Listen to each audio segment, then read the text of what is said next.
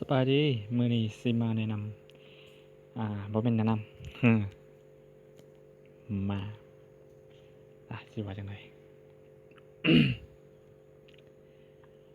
จะมาพรีวิวหรือว่าเกี่ยวกับฟีเจอร์ใหม่ของ Facebook อืมฟีเจอร์เกี่ยวกับ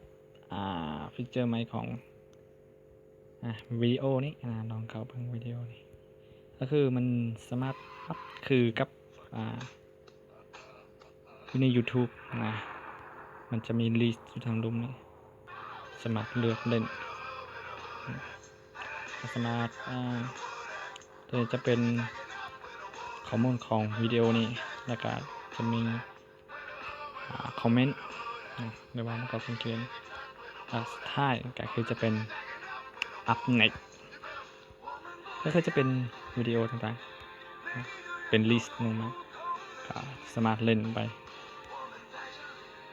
สามารถเล่นต่อไปได้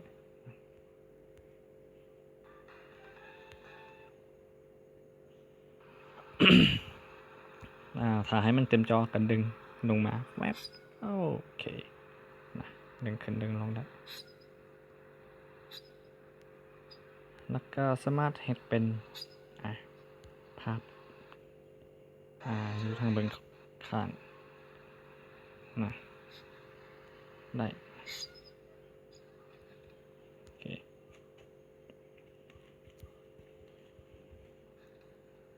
เจิบว่าซ่าโอเคมื้อนี้สิมีแนะนำแต่ซ้ำนี้ถือว่าน่าสนใจอยู่